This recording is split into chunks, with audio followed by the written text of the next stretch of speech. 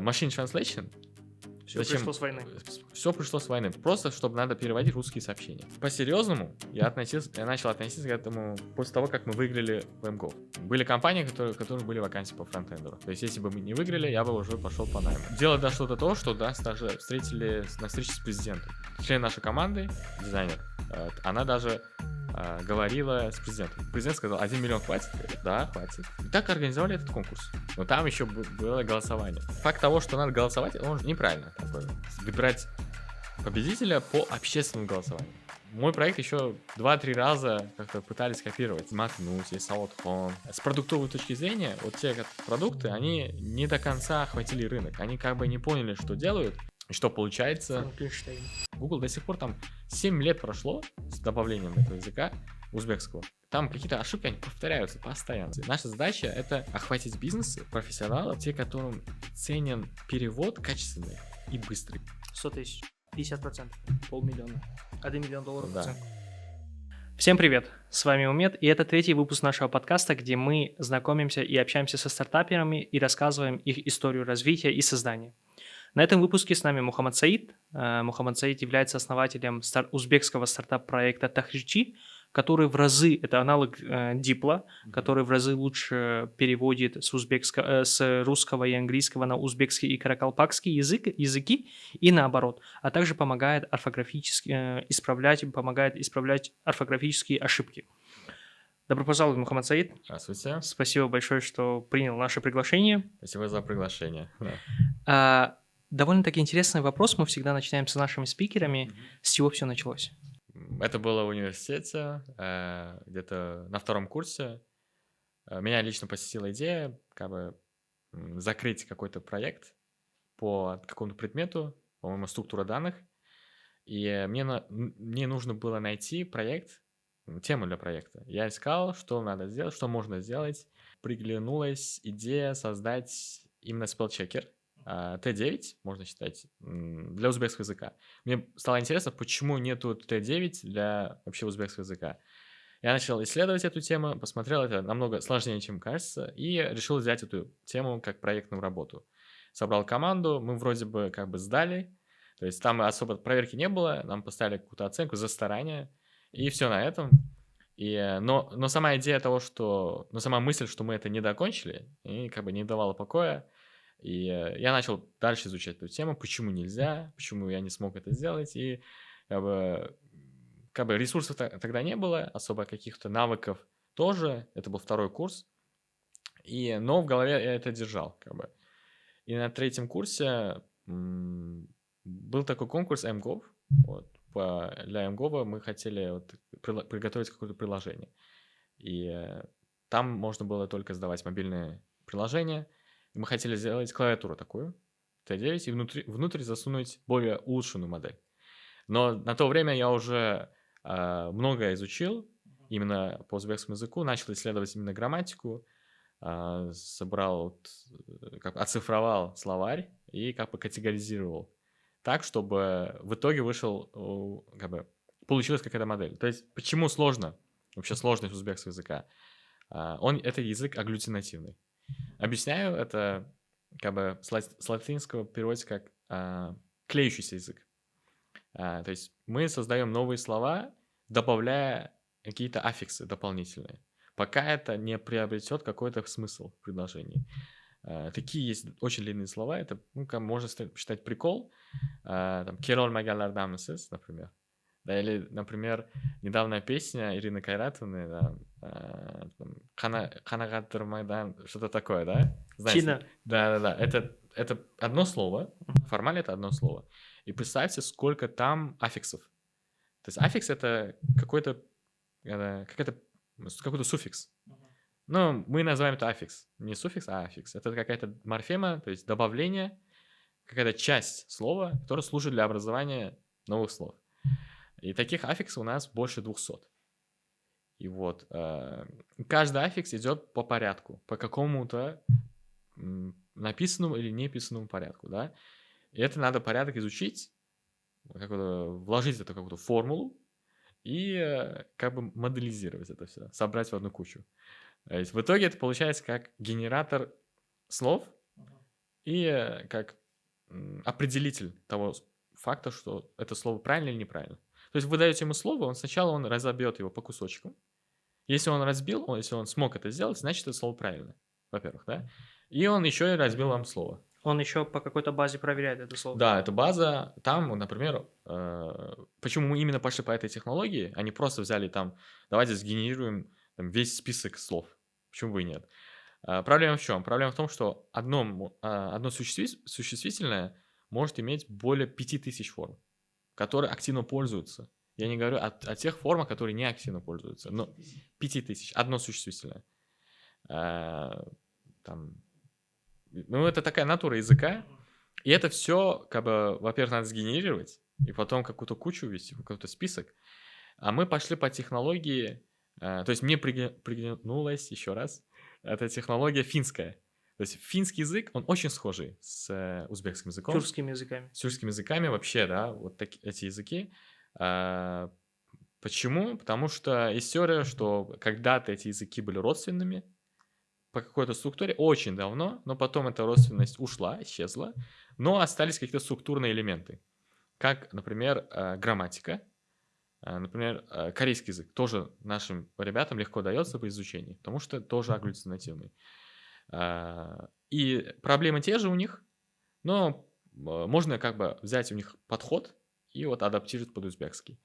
И я сам лично начал изучать это узбекский язык, именно вот как это строить. Давайте я напишу формулы и это смоделируем. Почему бы и нет?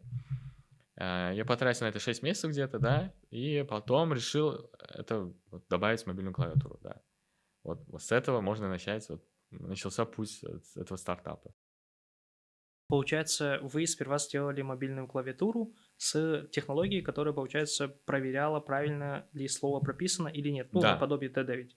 Мухаммад Саид является студентом по точнее, являлся студентом по специальности Computer Science, Да. информатика. Да. Как вы смогли с информатикой... Не, на самом деле это очень трудно. Я человек, который не владеет узбекским языком, и для меня очень трудно изучить. Я сейчас в процессе какого-то изучения, но для меня он очень трудно дается.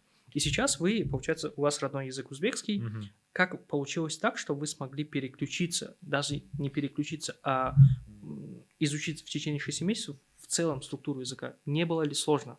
Со времен школы, да, я не выбирал предметы, то есть не выбирал специальность, то есть изучал все, что есть. То есть я был отличником, и мне нравилось изучать поглощать новую информацию. Неважно, полезна ли эта информация или нет, просто любопытство. То есть я участвовал в олимпиаде по математике, по геологии, по химии, то есть не было разницы, я ставил цель, там, давайте поизучаем. То есть каждый предмет — это способ смотреть на мир под каким-то углом. Это не обязательно понадобится или нет. То есть я не собираюсь там изучать химию, чтобы когда-то, в каком-то моменте своей жизни применить эти знания, да. Просто хочу понять, как химики смотрят на мир, да, как они интерпретируют информацию. Но в любом случае все предметы развивают у человека критическое мышление. Да, то есть опираться на факты, делать теории, проверять их, как научно подходить к решению всего, да. Для меня тоже проблема с узбекским языком, именно spellchecker, тоже какая-то проблема была, которую мне показалось, что я смогу это решить. И я хотел просто попробовать, насколько дальше я могу пойти с этим.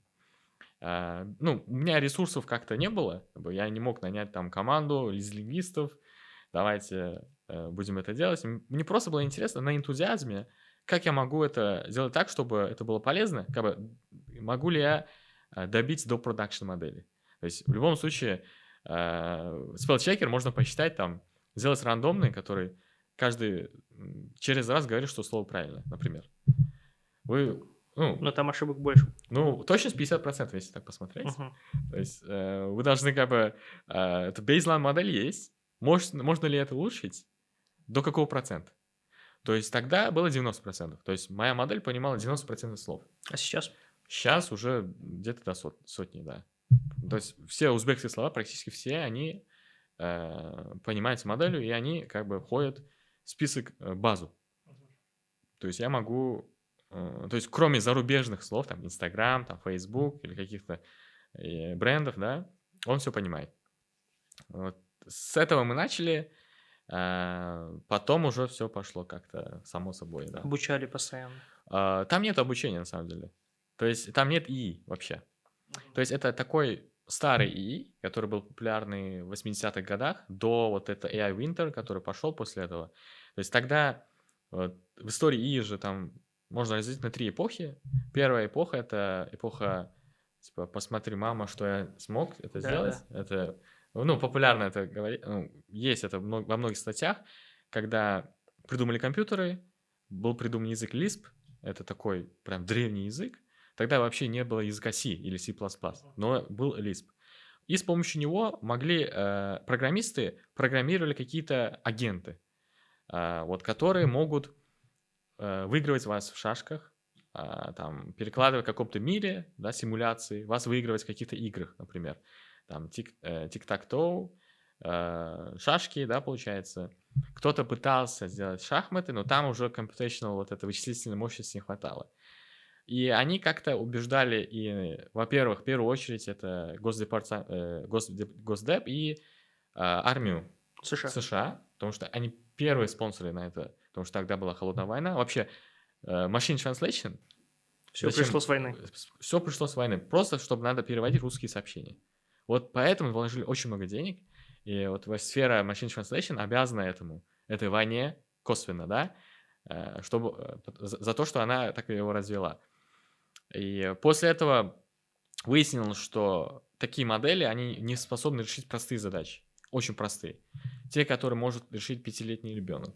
Логически. Логические. Потому что они были основаны на каких-то вот своих правилах, которые вы сами вводите. Потом все утихло, потом появился какая-то эпоха expert systems. То есть это системы, которые вы сами тренируете базами. Например, есть аэропорт, внутри аэропорта очень много правил, очень много законов, и как новому сотруднику понять, что как вот устроено? Через вопрос-ответ. И они типа начали делать вот такие системы, expert systems, которые были натренированы на базе, на ответах, да, на том, что вообще программировал сам программист, вводил какие-то знания. Это называлось уже symbolic AI. Например, да, там э, Сократ это человек, все люди смертные, соответственно, Сократ тоже смертен, да, это уже силлогизм, да. Какие-то правила общие. Это прям популярное логическое логическое понятие. Вот на таких правилах все это основывалось. Писали на пролог вот такой язык тоже древний. Я говорю о том, что текущий ИИ, то, что мы делали, он вообще отличался. То есть мы ходили в 80-х годах, 90-х годах, технологии, которые тогда были основаны. И это был Symbolic AI. Это тоже, считай, ИИ, но не такой ИИ, который мы считаем. Это не статистический ИИ. Есть элементы, но не полностью. И это было так основано на правилах. То есть мы сами вводили правила. Там, где нам надо было исправлять слова, там уже были вероятности на базе, как часто вы ошибаетесь, или там расположение клавиш на клавиатуре. Если они близки, то шанс того, что эта буква была предназначена на это место, шансов больше. Это надо учесть. То есть какие-то вероятностные поля, да, есть какие-то разные статистические штучки, которые надо учесть. Тут уже какой базовый ИИ нужен был, статистический. Вот. Сейчас мы отошли от этого, мы начали более какие-то продвинутые модели уже выкатывать. А сейчас какой используете? Сейчас вот, который современный ИИ, да, все вот эти методы, которые есть, мы начали Deep Learning, вот, Generative AI, вот, мы на этом все основаны. На генеративных Да, форматах. на больших языковых, да. Это на самом деле очень интересно, и сейчас вы проделали огромный путь. Это 4 года практически заняло у вас. Ну, я бы сказал 3. 3 года. 2016, да. С второго курса вы в прошлом году закончили университет. Да. Получается, сколько у вас было во время создания проекта в начале? Вот, ну, по-серьезному я начал относиться к этому после того, как мы выиграли в МГОВ. То есть это был 2022 летом. Вот, тогда у нас была команда из 3 человек. Я, это дизайнер, и по дата, который собирал мне данные, и по бэкэнду отвечал. У нас было 3 тогда. И То есть эта команда даже тоже на пустом месте сформировалась, я считаю, потому что я так посмотрел, я могу даже и мобильную клавиатуру сам запилить, там, дизайн можно как-то подкорректировать, да. Но я посмотрел, там для регистрации в mGov нужны были люди, минимум 3 человека было. Я начал находить людей, то есть дизайнер был знакомая и мой друг. Я сказал, да, пошли, почему бы и нет. Да. И они согласились, то есть они тоже делали работу, то есть тоже внесли такой существенный вклад. Но такого, как бы, с их стороны такого серьезного отношения не было. Тоже они по фану, как и я, потому что если я проиграю, то в любом случае меня ждет найм. То есть я тогда уже был фронтендером, то есть я хотел работать именно фронт и плюс ИИ. То есть работы по ИИ не было, по Data Science тогда. Да, на тот момент не было. Но и были компании, у которых были вакансии по фронтендеру. То есть если бы мы не выиграли, я бы уже пошел по найму, да. И получается, 3 человека вы выиграли 50 тысяч. Да. Как отношение команды изменилось к проекту после выигрыша 50 тысяч? Ну, это очень хороший вопрос. То есть, как сказать? Во-первых, мы вообще не ждали, что мы выиграем. Вообще. Потому что это был конкурс, очень много было проектов, и это была вторая волна этого конкурса. Вообще этот конкурс организован ОАЭ совместно с IT-парком. Это вот ОАЭ это? Объединенные Арабские Эмираты. Угу. Да. Вот у них есть вообще МГОВ глобальный, Угу. и они как бы локальные тоже сотрудничают. То есть 100 тысяч, общий призовой фонд, 50-32 так распределяют. То есть мы сделали видео, то есть вот после того, как мы выпустили проект в общественность, появились какой-то был какой-то хайп, какая-то волна хайпа, да. То есть со стороны университета приходили там люди, чтобы взять интервью, да, с телевидения, потому что было интересно, как бы узбекский язык, тогда он только была тема с узбекским языком, типа, развивают узбекский, создали свою клавиатуру, посмотрите, да, ребята стараются. Вот на такой основе все интервью были. То есть там никакой коммерческой или стартаперской... Мы прочитали все. Да, не было такого. Вот. И даже дело дошло до того, что нас даже встретили на встрече с президентом. То есть была встреча президента с молодыми людьми, с молодежью, да. И нас позвали со стороны от имени ИНХА. То есть мы втроем сидели, то есть до такого уровня все дошло. И даже то есть, член нашей команды, дизайнер, она даже говорила с президентом. То есть она говорила про свой проект. Даже президент услышал про наш проект и сказал, что это надо как-то использовать в сфере образования. Про свой проект это про Тахрирчи? Про или Тахрирчи, А, да. Вот тогда уже нам было название какое-то, мы нашли, мы пытались найти то название, которое еще другие не взяли, и слово Тахрирчи, оно такое, знаете, сложно произносить, во-первых, и как бы в словарях написано, что это устные речи много используются. Это не как бы informal, это не так, неформальное слово. Даже президент сказал, что это надо использовать. То есть кто-то там записку что-то написал. И тогда я думал, типа, у меня появляются деньги. Вот тут уже как бы неписанный закон, что надо это использовать.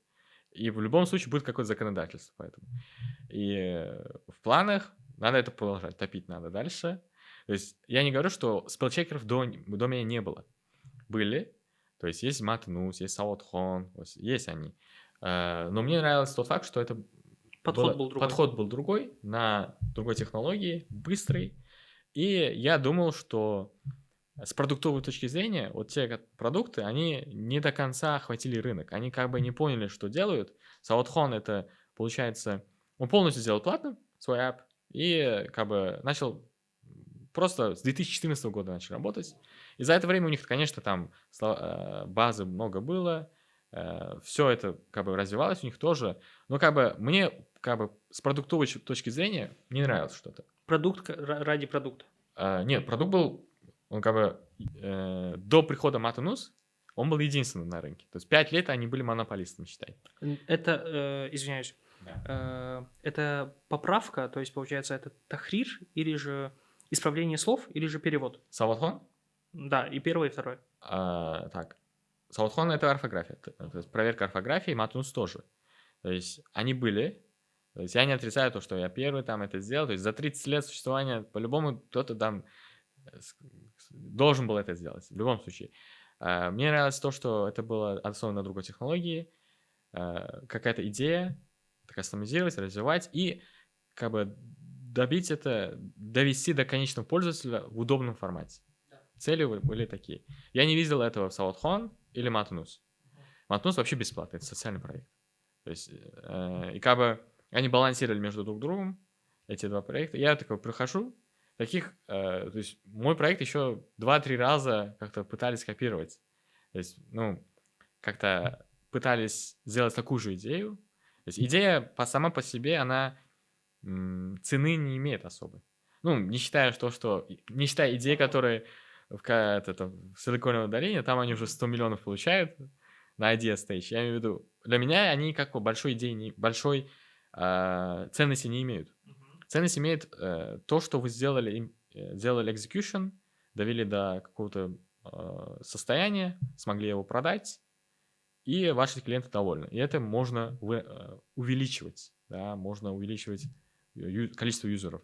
И для меня на тот момент была идея вот это продолжить. Но я посмотрел на своих членов команды, у них были уже работы свои, да, они уже работали в найме, и распределение по деньгам тоже как-то было очень странно, потому что, с одной стороны, это деньги стартапа, это проблема всех этих конкурсов, проблема всех этих, именно в Узбекистане, молодые люди это выигрывают, очень большие деньги, для третьекурсника это большие деньги. И, К сведению, это $50 тысяч. да, вот, они это выигрывают, 3 человека, да, и как бы на 3 делим, и все, по домам, да, все так думают. И все так делают, большинство из них, много кто так делает, к сожалению. И на проект никто не вкладывается. То есть кто-то может сказать, типа, втроем же поделили и будут там вкладываться. Но нет, как бы коммитмент другой. То есть в стартапе это деньги стартапа. Это деньги стартапа. То есть в любом У вас случае... есть зарплата. Да, делайте зарплату себе, да, и давайте развивать проект по-серьезному. Такого не было. На тот момент я думал, это надо разделить. То есть по какие-то доли, я не скажу, сколько там по каким-то соотношениям это было, но большинство, где-то около 70 досталось мне. И это деньги, считай, мои и одновременно стартап, если я это хочу продолжить. А это и как бы вознаграждение, считай, чтобы как бы бонус. Не как бонус, а как доля, скажем так. Типа они продали свою долю и ушли найм. Это можно так посчитать. А те деньги, которые у вас, как у фаундера, получается, вы фаундер. Вы собираете команду, они ушли, значит, вы остаетесь фаундером до сих пор. И у меня вот в руках деньги, и это тоже со стороны семьи тоже какое-то давление оказывается, типа купи там машину, то есть обнови машину. Женись. Да, там купи дом, женись, да, вот так. Это как-то странно, и это как бы discouragement мощный, да, пытаясь... Почему они так говорят? Они не верят в ваш проект. Это очевидно. Был бы ваш проект, там зарабатывал очень много денег, они бы сказали, давай продолжай проект. Если они видят там, как далеко вы пойдете, и думают, что это ваш максимум. Структура, как работает проект, скорее всего, не понимают, поэтому такой, типа... С интернетом связано. Клавиатура вообще не продавалась. То есть не было там бизнес-модели вообще. Чисто open source. Да, мы даже код на 2 месяца open source сделали. Открыли весь доступ к коду. Даже до такого мы были такие альтруистами. Мы не думали, что это так взлетит или там как-то обернется так успешно. Вот, и я учусь теперь в 4 курсе, получается, и 2022-2023, да? Правильно? Да. И у меня вот 70% этих денег, и мне надо как-то это развивать. То есть у меня клавиатура, базовая модель. Женюсь потом. Да, вот весь вот этот продукт, и здесь очень много ошибок. То есть каждый мой поступок, все ошибки. С наймом, с продуктом, с каздев, вот все то, что делают стартапы, им советуют, я делал все, что обратное. И как-то это, и тратил эти деньги. Вот. Как это получалось? Типа, мне приходит идея сделать сайт. Делаю сайт, типа, совмещаю Grammarly, разные вот продукты, и пытаюсь это в одну кучку вместить. И что получается? Франкенштейн. Как-то надо баланс... я представил вот так, да, там были документы, загружаю документы, как будто это Grammarly. Я нанял бэкэндчика, да, тогда и давай мне вот такую систему сделай, я сделаю фронт. Я это подключим. Он такой, окей, давай. Это найм, то есть он как по проектно работал. Мы допилили, 3 месяца прошло. Вот мой сайт. Выходит сайт, 2023 год, это январь. И вот мой сайт. Смотрю, там люди там в день 200-300 человек начали пользоваться. Эта цифра очень медленно растет. Смотрю, там премиум 16 тысяч стоило тогда. 16 тысяч сумм, это $1,5, да? Там, я как это представил? Типа, это должно быть дешевле, чем у конкурента. У меня лучше, значит, я зачу. Это вообще так не работает. Это абсолютно не так работает. То есть я не понимал свой маркет, как он работает, да? Как бы, чем я должен отличаться от своего конкурента. Вот он есть, да, сколько он зарабатывает вообще в месяц, сколько у него клиентов, почему он за 8 лет не развивался. Может, у фаундера нету коммитмента, или это как пассивный бизнес смотрит. Почему он не растет, а он растет? То есть, почему они как бы не захватили рынок, скажем так, да? По сути, это за 10 лет можно очень многое сделать. Это очень много времени. Очень много вопросов. Я просто мыслил как кодер. Просто делаем продукты ради продукта. Начал пилить там экстеншн для Word, начал пилить там браузерское расширение. Просто выпускал, делал, изучал, как бы проблема. То есть для меня проблемой не было отсутствие клиентов или отсутствие MRR. Для меня проблема была отсутствие каких-то расширений. То есть я пытался, конечно, да, там Word кому-то продать, там пошел там в какую-то госорганизацию, сказал, вот у меня есть расширение для Word, вот установите. И он такой, сколько-то спрашивает, я такой, вот столько получается. Он такой, у нас там бюджета нет сейчас. До свидания. Да, и все на это. И как бы чем больше продуктов, тем еще сложнее там баги исправлять. Там вы уже 3-4 проекта сразу менеджите, но в итоге у вас вообще ни sales нет. Представляете, какая-то ситуация? И это продолжалось, это зашло слишком далеко, потому что я трачу этот burn, какой-то есть burn, cash burn. То есть тогда я занял second hire, это Аброр. Вот, он пришел в мае, он пришел как data scientist. 23-го года. 23-го года, да, в прошлом году, вот в мае он как data scientist пришел, и он начал работать, именно мы начали разрабатывать корпус. Я его посмотрел, по продуктам у меня не получается вообще. Давайте делать теперь по функциональности продукта, да, давайте добавим то, что он проверял с помощью ИИ. Не с помощью простых правил, то есть не просто орфография, а еще и грамматика, пунктуация, там, запятую куда поставишь. Вот. А как это создать без базы? Нам нужна база, текстовый корпус. От чего отходить? От чего отходить? Корпус нужен, очень много ресурсов, там тренировать надо языковые модели, то есть создать датасет для грамматики. То есть очень много. Вот большую часть денег мы потратили именно на тренировку, на сбор датасета. Я перебью. Да. Вы на этот момент у вас еще 50 тысяч. Вы еще другие инвестиции еще не привлекали? Не, вообще. Ну, 70% от 50, Хорошо, которые мне достались. Мы начали это делать именно по ИИ, начали двигаться в эту сторону. Я, к сожалению, не видел отсутствие MRR как проблему. Это не был стартаперский подход. То есть и привлечение денег для меня это казалось каким-то, скажем так, слишком серьезным уровнем. Это корпорации какие-то. Корпорации, там, встречаться, питчи делать. То есть я даже с людьми, мне не хотелось общаться с людьми особо, да, по личному поводу. На таких встречах ходил только если приглашали. Сам там не коннектился, нетворкинг, вот этого не было. Потому что, по сути, зачем он мне, если я этим не занимаюсь? То есть как бы сам процесс нравился, не результаты. И это было плохо. Может быть, я там набирал очень много опыта.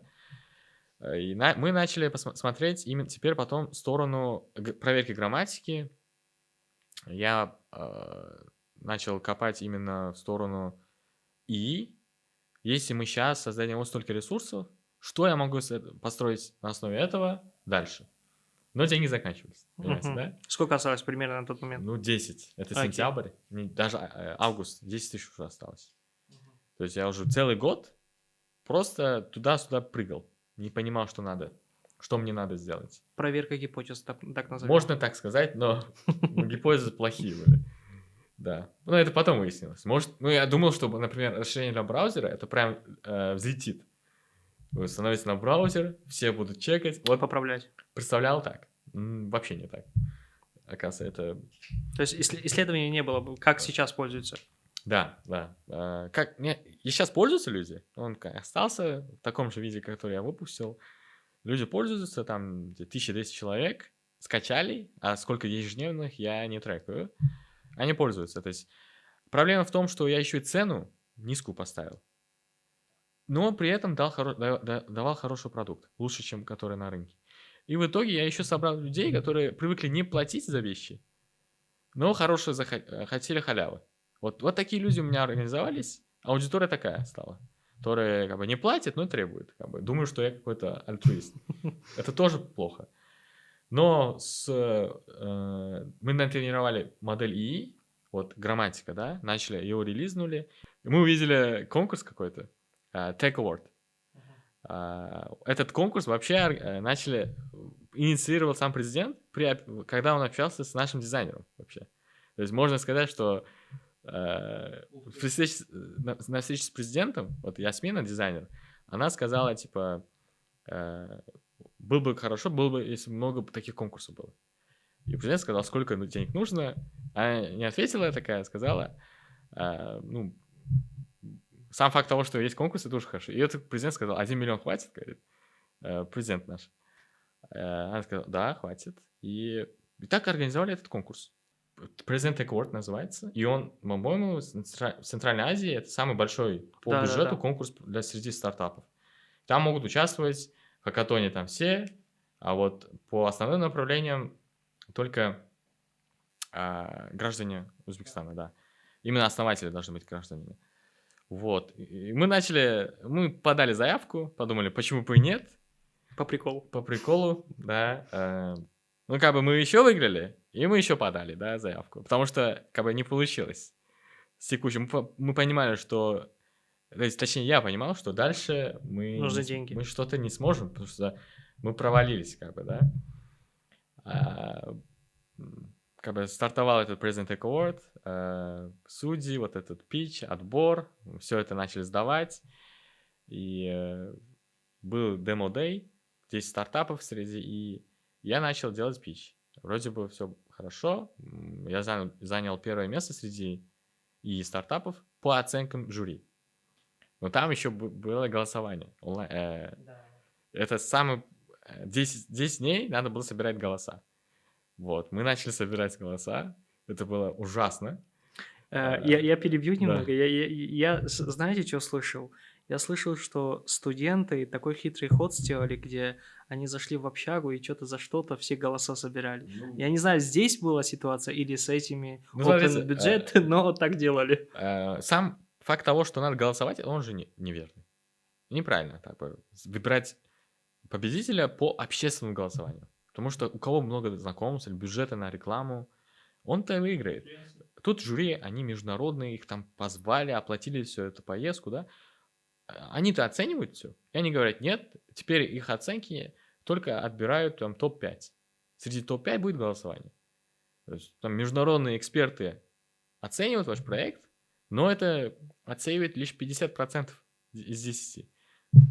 Что дальше? Да, мы посмотрели. Мы вообще не общительные люди. Вообще в команде... Разработчик, интроверт. Что нам надо сделать? И начали как бы выходить из ситуации. Потому что если мы будем собирать по пассивному, да, не выходя из дома, я бы сказал, digital маркетинг, это потратим деньги на рекламу, конечно, родные проголосуют, все родственники, всех их вспомним, да, всю родословную, да, у кого есть паспорта, они проголосуют, но как дальше это пойдет? Я смотрю, у меня есть конкурент, он уже набирает голоса, он уже обогнал меня, и как бы мне не хотелось проигрывать. И мы начали... Азарт. Это 10 дней. За 10 дней, знаете, я эти дни помню очень отчетливо, каждый день, как мы выходили из дома, у нас были флаера, у нас были наклейки, да, мы начали это агитировать людей, в основном, конечно, в студенческих городках. Потому что, чтобы проголосовать, вам нужно внести паспортные данные и 2 раза пройти Face ID. 2 раза. Кто согласится, старше 24, Кредит на меня возьмете? это первый вопрос, который мы обрабатывали. То есть мы говорили, нет, мы не возьмем, это удалится, Вот мы начали это...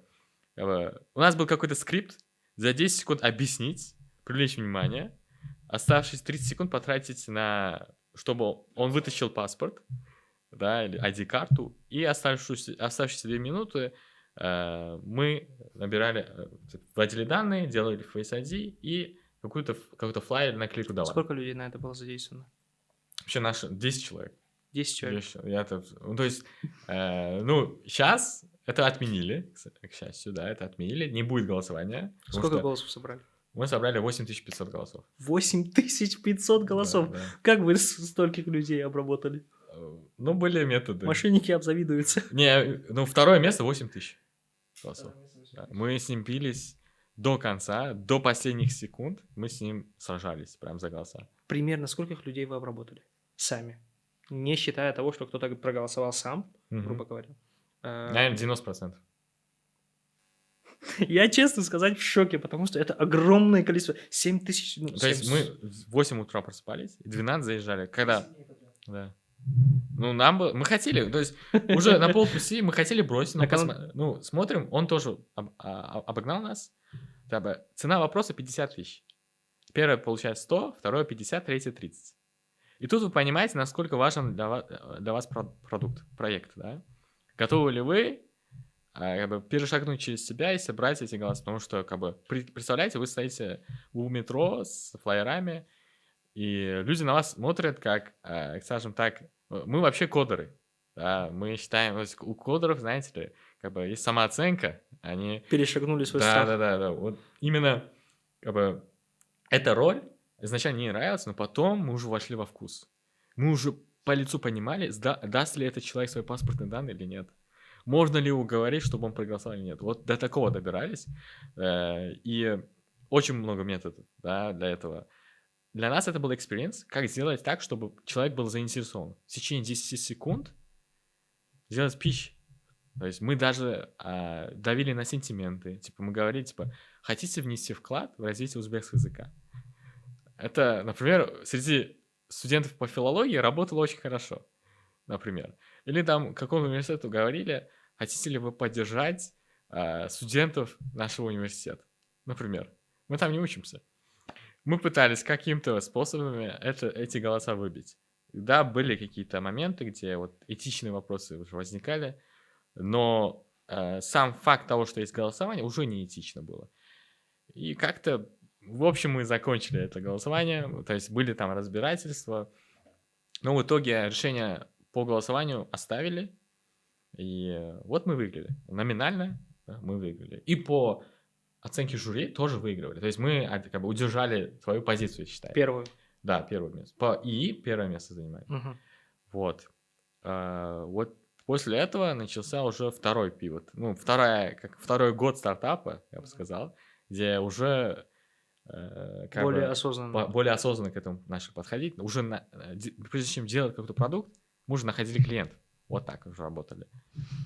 На самом деле это для меня, я помню, как называется, когда я только приехал в Узбекистан, это, мне кажется, начался вторая волна развития проекта. Я только тогда приехал в начале 2023 года, и для меня было на самом деле интересно, когда люди к тебе подходят и говорят, вот Coca-Cola тебе, ты мне голосуй, вот этот вот номер введи. И я слышал огромное количество там в интернете и так далее, но если способ работает, то почему бы нет? Я изучил все статьи, все интервью, получается, интервью, которые вы давали. Вы упомянули, что столкнулись с бюрократией со стороны Microsoft. С какой бюрократией вы с ними столкнулись? Сама вот та статья, она слишком какая-то... Там написано, что мы стали партнерами Microsoft. Было такое, да, как-то... Мы не партнеры Microsoft. То есть мы просто получили разрешение, чтобы опубликовать свое расширение на их маркете. То есть насколько, как разработчик, который выпускает в App Store приложение, он не становится партнером Apple, правильно? Это первый момент. Второй момент, бюрократия какая? То есть они запрашивают очень много данных о вашей компании, о вашем экстеншене, они проверяют ваше расширение до каких-то мельчайших деталей. То есть все, вот они делают для вас тестинг. То есть нам один момент было показалось, что мы можем их использовать как тестеров, да? Мы делали что-то и добавляли, и они все проверяли, и они даже сделали скрин-рекорд, reproduction of bug, ставили. До такой степени они так тщательно к этому относились. Вы прошли. Да, прошли, но это как бы не такая, it's not a big deal, да, такого большого нету такого тут. Но спот его, как называется, преподнес так, что... Ну, в любом случае, им спасибо, чтобы они опубликовали об этом, да. Ну да, с заголовком, да. Как изменилось стартап после получения... Вы 100 тысяч еще не получили Пока полностью. нет, да, полностью, да. 50% нам дали. А когда получите второй 50? Нам поставили KPI. Если мы выполним определенные требования, мы подадим заявку, то есть уже есть договор, поэтому и нам дадут проверить нас, во-первых, и потом, если мы все выполнили, они дадут нам оставшиеся, ну, то есть 2 траншами 25 и 25, вот так. А вы сделали свой KPI? Вот второй KPI в этот месяц уже выполнен. Получается... То есть там MRR, он считается 3-месячный. 3 месяца надо. Последние 3 месяца. Да, и поэтому такая... Что задержка. Да, такая задержка. Сейчас я так понимаю, что если мы перейдем, получается, к стартапу, это ребята, которые еще венчурные деньги или кредит, или же там у семьи деньги на свадьбу не тратили на свой проект, а эти деньги, которые, получается, вы получили от государства. То есть это было, грубо говоря, инициатива государства для развития вашего стартапа. Да, оба конкурса, да. Ваша программа, назовем, Тахричи, на каких платформах работает? Веб-сайт, есть бот телеграмский, есть вот расширение для Word, есть браузерское расширение, есть плагин для OnlyOffice, есть такая специальная программа для Dogpilot. Типа Microsoft Office. Типа такая, только в вебе работает, и она когда более популярна у нас в Узбекистане, в СНГ вообще. И есть extension для Adobe InDesign. Это типа программа, где книги верстают обычно. Она журналы, книги. Это продукт Adobe, где люди вот именно книгоделы, они вот это все верстают и готовят книгу к печати.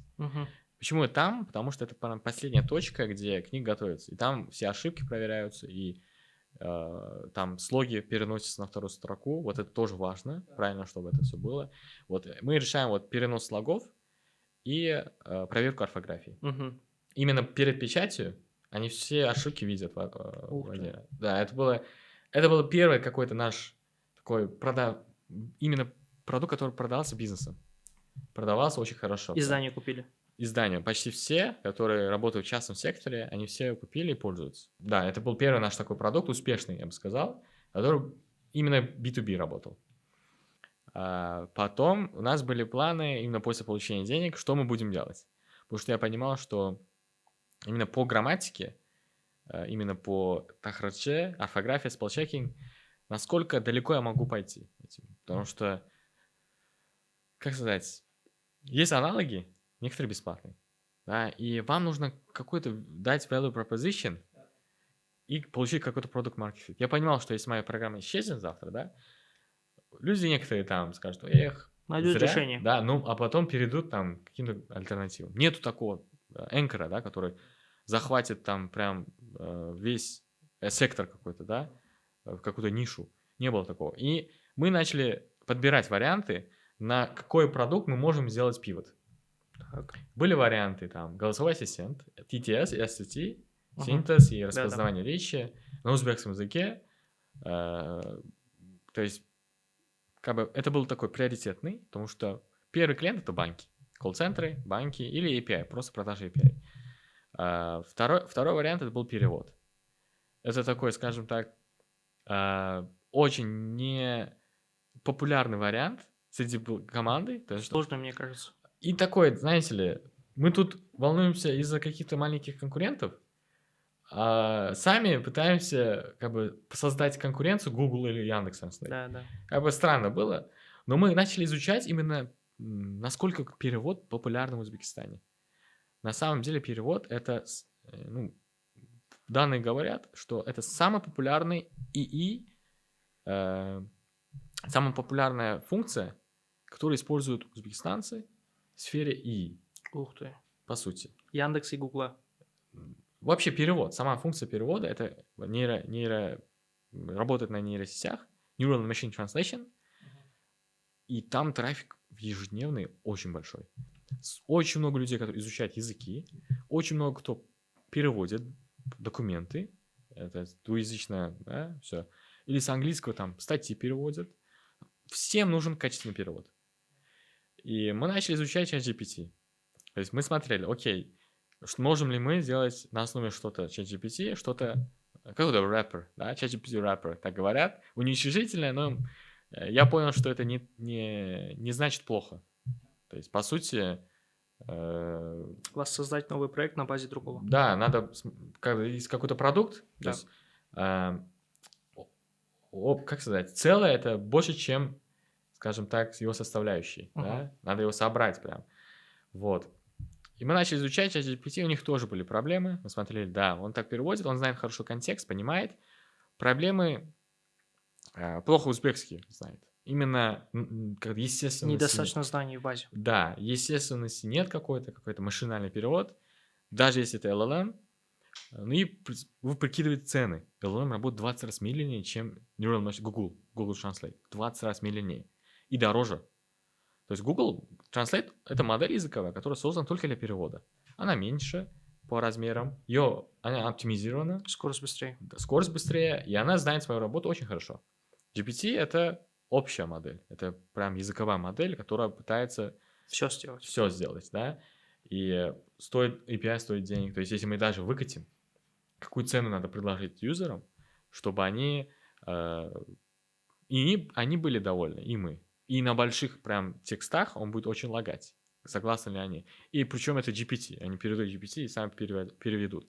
То есть стартаперское решение было бы выпустить это, проверить рынок и самому допилить это. Классическое решение. Но мы посмотрели на это и подумали, что если у нас есть данные языковые и доступ к... У нас лучше база книг, документов, у нас есть доступ ко всем этим.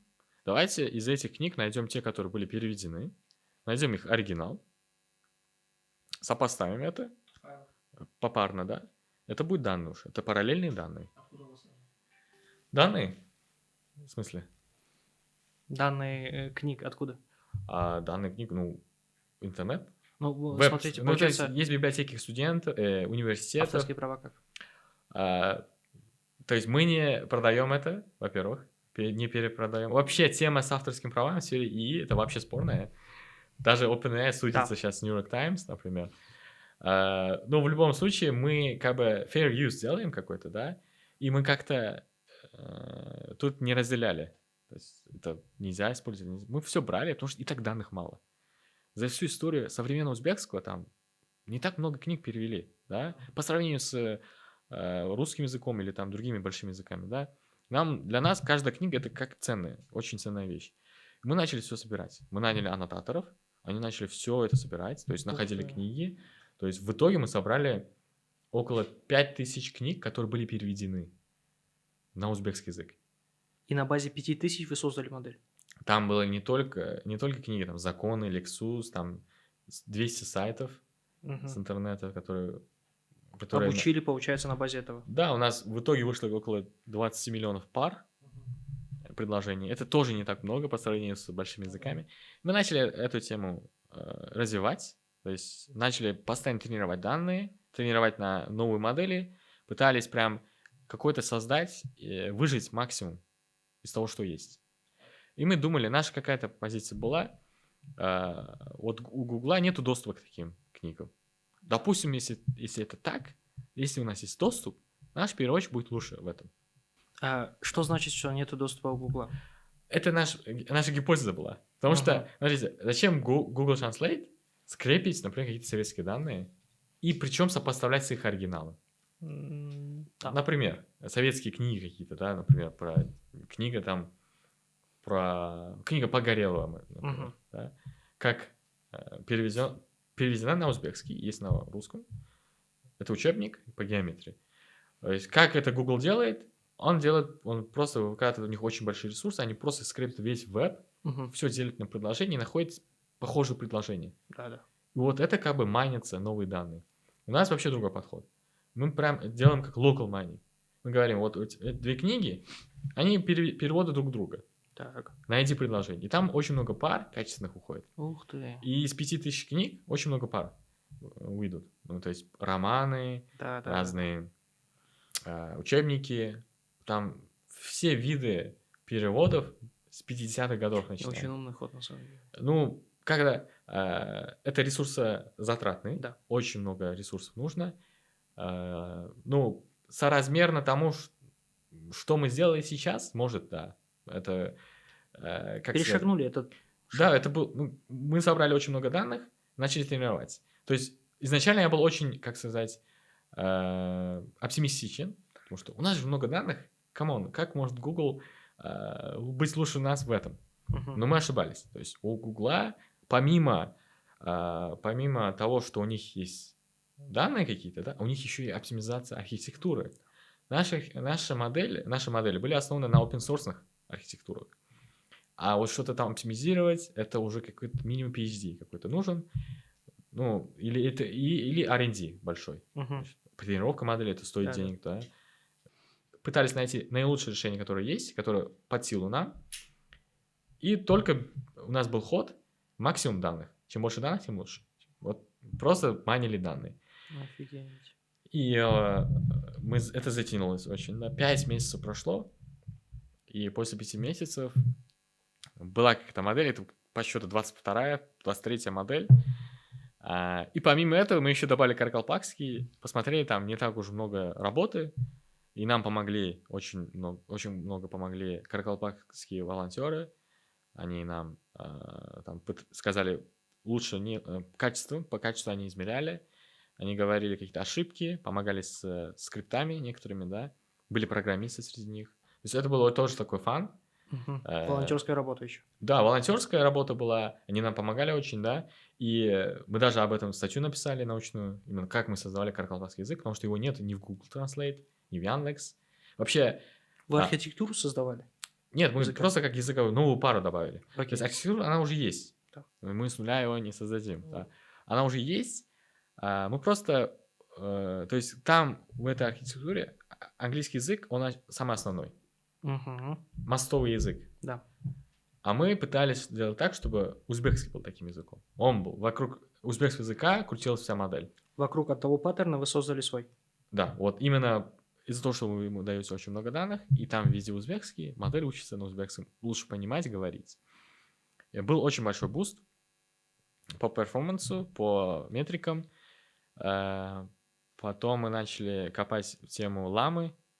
Это open source Да, да. LLM, уж большая модель. Тоже начали его обучать под перевод. И сейчас у нас есть какая-то комбинация из этих двух моделей. То есть первая модель — это просто перевод, предложение на предложение. Там контекст весь очень не учитывается. И вторая функция, мы его называем полировщик. Он как бы полирует весь текст. Да, там написано у вас «отполировать». Да, ну, насколько это понятно юзерам, пока не знаю. Нам было смешно от этого названия. Какой-то там интерес. Что это Это значит? полировка. Сайкаллаш. Поправлять? Это как? Если у вас есть большой текст, он как бы свяжет эти предложения вместе друг с другом. То есть тут уже работает word knowledge. Почему перевод страдает обычно у Гугла или там Яндекса? Потому что они переводят предложение по Дословно. предложению. Да. Не дословно, а по предложению. Окей. Контекст — все предложение. И какого-то word knowledge, именно Связки между связки предложениями? нету, да. И Мгм. связки нет, и как бы word knowledge нет. То есть, допустим, я напишу какую-то корзинка. Я вчера пошел в корзинку и купил какие-то продукты. Если это два приложения, то он переведет это как два разных приложения. Два разных приложения, и с большей вероятностью не поймет, что это корзинка, это бренд или там название супермаркета. А вот LLM, которые у Facebook, Llama, например, Мгм. они знают, они натренированы на этих данных, они знают, что корзинка — это бренд, и при переводе это помогает очень сильно. Ух ты. То есть какие-то моменты, какие-то сленги, что-то, да, что связано с терминами, которые в ваших данных базе нету, LLM-ка, она как бы поможет вам именно адаптировать это все. Да. И текст станет намного понятнее, и времени на пост-эдит будет намного меньше. Вы будете меньше поправлять, это лучше становится. То есть вот две модели на основе этого, да. Мы начали сейчас до сих пор собираем данные, да, вот. Вы заходите на наш сайт, мы это все обрабатываем и пытаемся улучшить модель. Еще раз. То есть, получается, на базе уже принимаемых данных, которые пользователи дают, Да, вы мы улучшаете сможем. этот То модель. есть мы, у нас есть статистика даже, да, какие тексты, например, переводят. Новые текста. Да, например, самое популярное направление — это русско-узбекский. И первое — это бизнес, потом технологии, потом образование. Да, это 3 вида текстов. Есть, например, 3/4, самое популярное — это медицина. То есть это как бы можно, как сказать, экстраполировать на все состояние там, науки в Узбекистане, потому что вся наука сейчас именно по переводу у медицины. То есть медицина очень развивается, и нужна литература. Чем больше, тем лучше. Потому что очень мало, вот такой был застой какой-то. Я не знаю, предполагаю. Был какой-то застой именно в зданиях, было очень много знаний. Из-за нехватки... Была нехватка знаний, и как бы людям сейчас очень большая потребность к доступу к контенту, медицинскому контенту на узбекском. И вот 4-е направление сейчас это медицина. Очень много медиков, очень много PhD, они пользуются нашей программой. У нас есть даже специальная группа, где только вот по медицине мы обсуждаем, они нам подсказывают нам термины. То есть это как бы локальное, они как бы, у них импакт очень большой. Гуглу вы не скажете, Google до сих пор там 7 лет прошло с добавлением этого языка узбекского. Там какие-то ошибки, они повторяются постоянно, да? может быть, акцента там нету на узбекский язык. Да, а у пользователей есть импакт. Да. Они могут влиять. Мы слушаем их, через неделю там обновляем. Через месяц там новая модель. И это как бы им тоже нравится, как бы они могут импакт какой-то оказывать. Это на самом деле очень большая работа в плане того, что вы создали некий механизм воссоздания и, грубо говоря, того, что она сама себя учит, их пользователи, ваши пользователи вашу модель совершенствуют.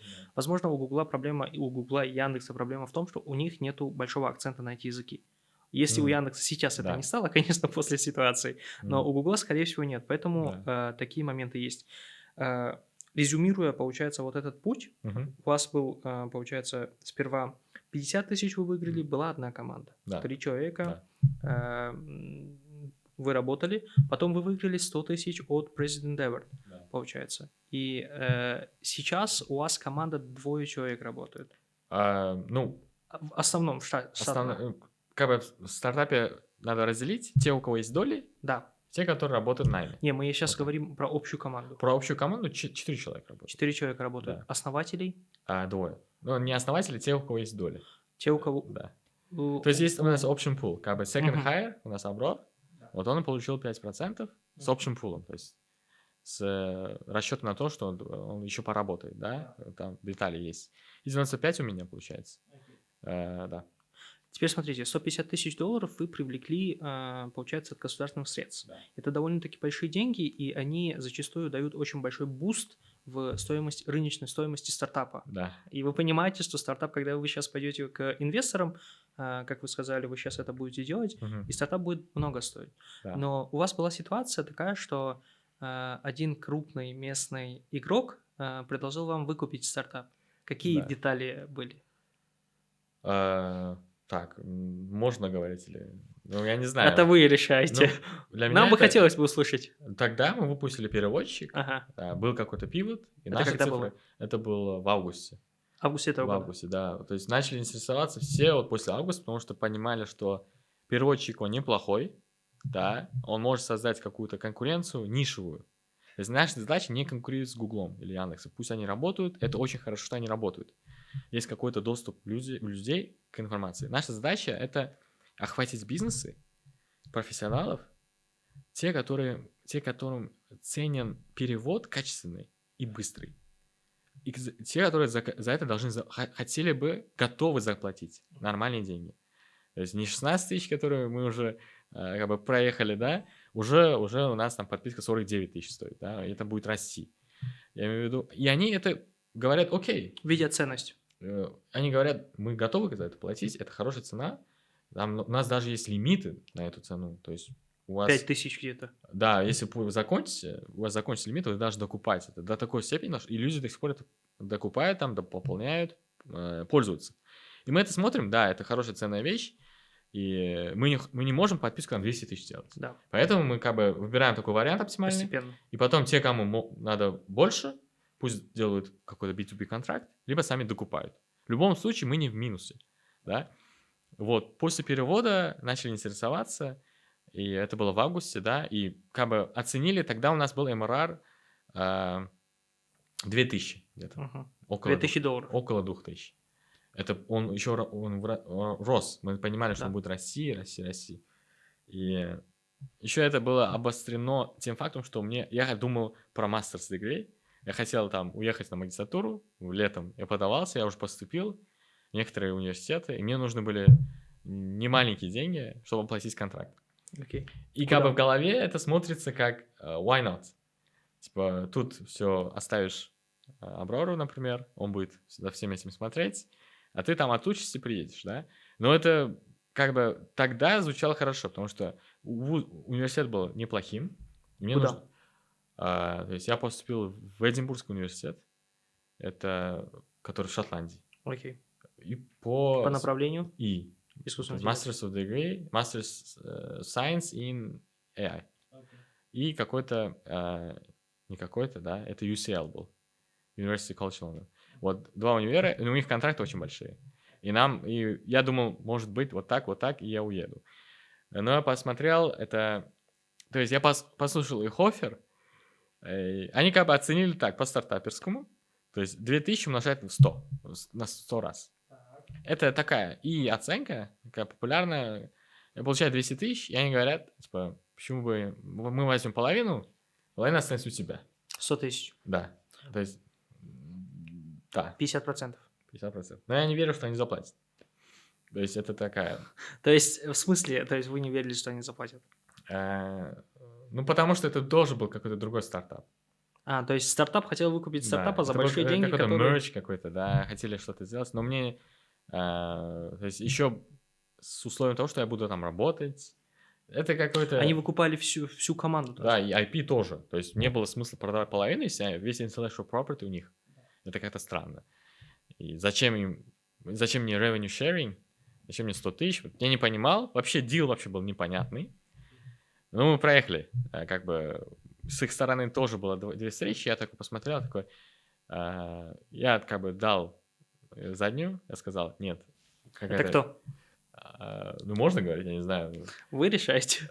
Я лучше, наверное, Хорошо. не скажу, да. Я услышал, знаете, как был момент? Мы с кем-то сидели, общались, и в моменте нам сказали, что вас хотят выкупить за большую сумму, $500,000 Да, не было такого. Я вам сразу написал, Да. я говорю, Мухаммад Саид, получается, вас хотят выкупить, потому что был, на самом деле, интерес со стороны моих партнеров тоже, то что там, как называется, продукт интересный, и в канале, где я веду, зачастую сидят и инвесторы, и ангелы, и те, которые интересуются, то есть они сделали очень много каких-то локальных бизнесов, традиционных, и сейчас хотят выйти в диджитал, у них не получается, и они хотят кого-то выкупить и дальше идти. И я такой сразу написал, так ли это? И вы сказали, что нет. Ну, сумма, да, ну, те же, 100 игроки тысяч те за же, но 50%. сумма какая-то очень странная, играющая, да, плавающая, я бы сказал. Но сейчас у нас дела, как бы, после переводчика, мы как бы, мы уже на пути к обретению product market fit. Ух ты. Вот до такой степени, да. Сейчас мы придем, получается, к цифрам, чтобы наши слушатели узнали, каких цифр вы добились в течение этого срока и почему, то есть поймут, почему вы не продались, и, получается, ваши эти... Какое у вас сейчас в целом количество пользователей зарегистрированных? В целом 15 тысяч. 15 тысяч. 15 тысяч. Сколько людей вам платят ежемесячно? Около 1200 тысяч. Физических лиц. Физлиц, это 1200 с сайта приходит просто. Угу, Да. 1200, а если суммарно взять по всем платформам? Именно по МРР, да, считается? Нет, давайте так сделаем, разделим. Сейчас у вас есть корпоративные клиенты и есть физические лица. Сколько, получается, примерно в месяц приносят физические лица?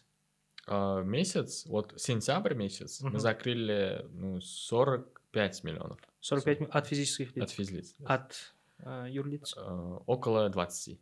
20 То миллионов. есть мы в прошлом месяце закрыли где-то 5000 МРР. 6 тысяч долларов. 5000 МРР в сентябрь. Так, И прогнозируется, что в октябре мы закроем 6500 где-то. получается по процентному соотношению, как вы растете? Мы растем 30% в месяц. С момента июля 30% в месяц мы растем. И по МРР, и по пользователям. А с начала года мы выросли в 10-кратно.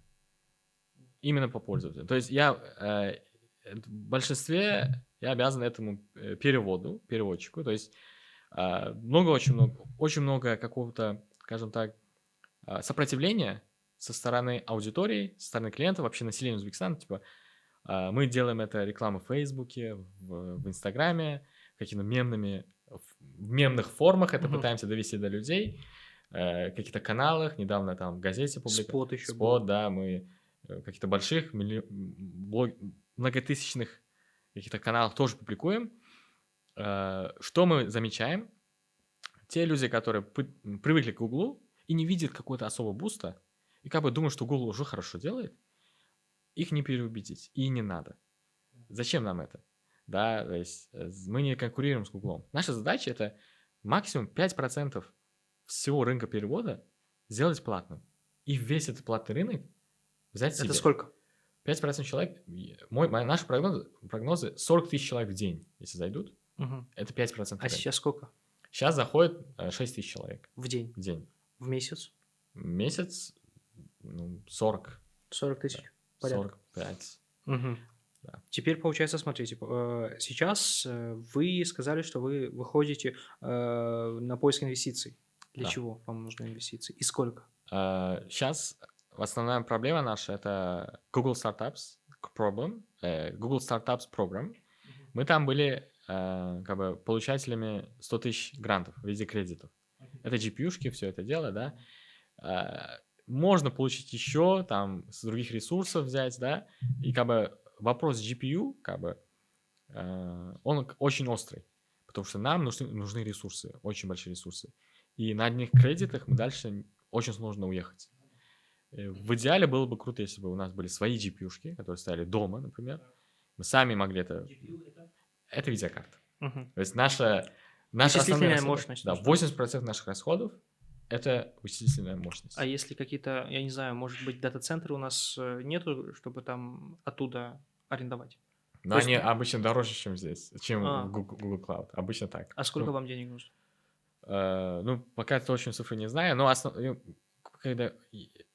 как сказать, статьи расходов я примерно перечисляю. Именно это GPU, да, это маркетинг, прям мощный маркетинг, потому что я за эти 2 года понял, что если не довести это до покупателя, он не узнает и не купит. Воронку надо как-то создать. Я уже говорю как продажник. Я вот на работе там 70% времени продаю. Там, звоню клиентам, обсуждаю, что можно добавить. То есть 30% пишу код или что-то делаю менеджмент. Сам как бы стал продажником. То есть мне интересуют цифры, конверсия, почему люди не заходят в эту страницу. Человек-оркестр какой-то. Да, почему вот копирайтинг, например, у нас есть копирайтер, я ему говорю, вот это такая цель, надо вот так завлечь людей, какая картинка нужна, то есть полная вот эта продажная вещь, вот, sales, да, полный sales.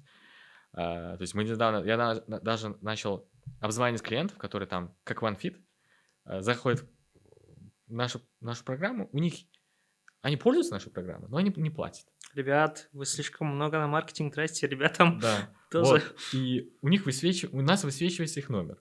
Так. Я просто звоню им, говорю, вы только что попользовались? Вам нравится? Говорю, да. Говорю, почему не платите? Давайте я вам объясню, давайте скидку сделаю, 20%, там. И в день, если я обзваниваю 20-25 человек, мне получается продать 2-3 подписки. Там Да. месячные, квартальные, обычно Годовые. квартальные, там полугодовые, годовые, да, продается. Какой-то есть в этом, какой-то польза когда есть, и даже можно нанять колл-центр, это почему бы и нет. Да. Это, если у меня получается, у продажников лучше Вы научите получится. вот этот методом. Да. И мы поняли, что сейчас, как мы делаем маркетинг, приходят именно те люди, которые согласны на наши условия. Мгм. Мы не подстраиваемся под них.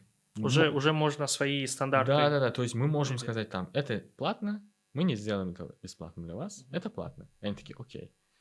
Это, оказывается, лучше, мое время экономится, я готов заплатить там какую-то сумму. И вот 6 тысяч человек, они все согласны на эти условия. То есть это как бы как Pareto принцип, да? Если Google забирает там 80% маркета, но получает 20% платежеспособных, допустим, людей. А если мы изначально будем так себя позиционировать, мы лучше, мы качественнее, но мы платные. Мы охватим 80% дохода, но 20% юзеров.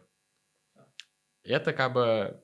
Почему? Это очень... Это качественный узконаправленный проект. Мне кажется, Да. зачастую так и делаются. И сейчас вкупе с редактором у нас как бы получается какое-то готовое решение для работы с узбекским языком. И это как бы еще какой-то дополнительный value дает, то, что вот два продукта в одном месте, да.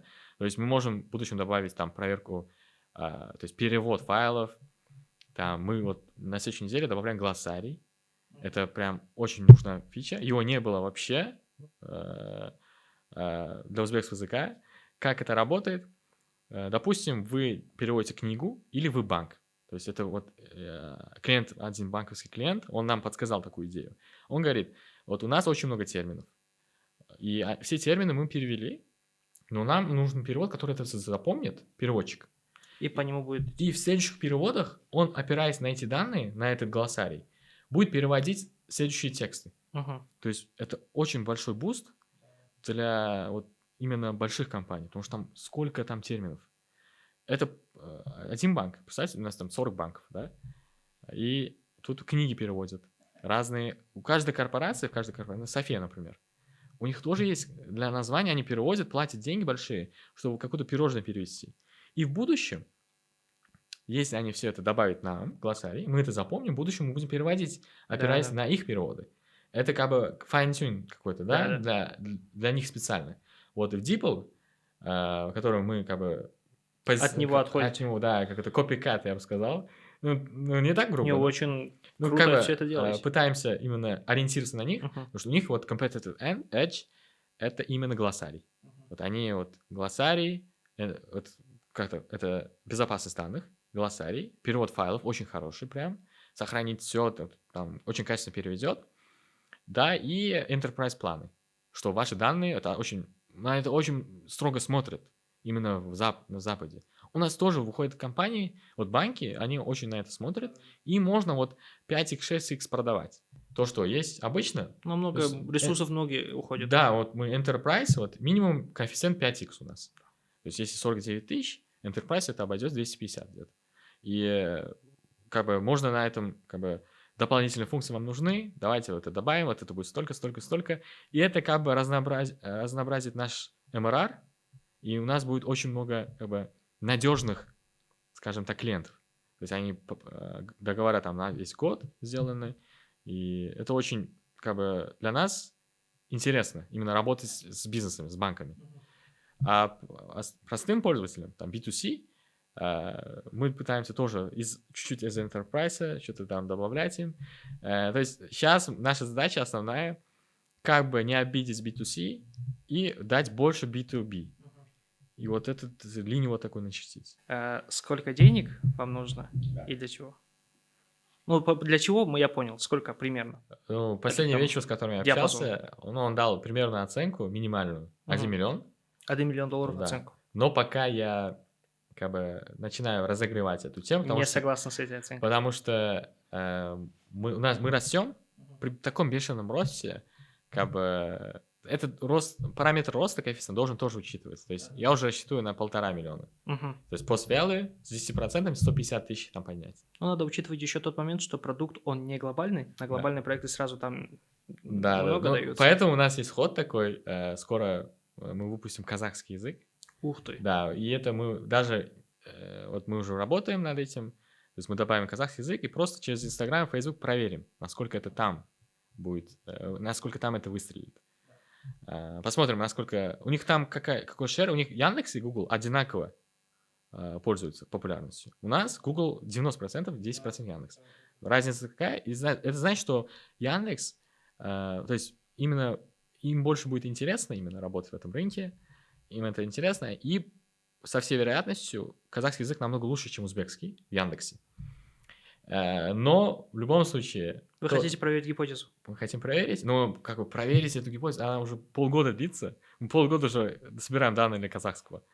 То есть мы как бы параллельно некоторые вещи делали, чтобы вот это все расчетом взять. Поэтому сейчас поднимать деньги надо, но тот факт, что у нас еще 50 тысяч не потраченных, как бы зачем? Да. Как бы надо, но зачем? Надо Чуть позже, почему? может. Потому что другие увидят, что мы как бы развиваемся, и как бы появляются какие-то выходы к экзиту, Мгм. но оценка будет такая, да, не самая, которую мы хотим. То есть мы же растем каждый месяц. Зачем нам деньги? Причем еще и у нас есть деньги. Да. Как бы несоразмерно тому, что мы получим. Мгм. Как-то так. Это, мне кажется, что довольно-таки хороший кейс стартапа для центральноазиатского рынка, потому что у нас, возможно, в Казахстане их чаще встретить проекты, которые очень быстро растут. Но у нас в Узбекистане, в Кыргызстане, в Таджикистане стартапы растут чуть медленнее, нежели чем в Казахстане, из-за нехватки ресурсов, знаний и возможностей. Но в Узбекистане они сейчас, эти возможности, намного растут. Я очень надеюсь, что наша аудитория, она также будет относиться к стартапу, и данный подкаст, он будет неким гайдом того, что вначале на самом деле можно ошибаться, но желательно не повторять эти ошибки. Завершая наш подкаст, я бы хотел у вас узнать, что бы вы посоветовали начинающим ребятам, которые делают стартап в AI, в любом технологическом, нетехнологическом отрасли, что бы вы, в общем, посоветовали? Ну, если они не программисты или не программисты? Давайте с программистом по вашему направлению. Если программисты, пусть они найдут человека, который это продаст. Если Сразу. они продажник, то пусть это найдут программиста. То есть как минимум 2 человека. А если не продажник? В смысле? Ну, если он не программист. Пусть учится продавать. Я не знаю, потому что ошибок очень много, как я допустил, и поэтому я не хочу, чтобы другие именно...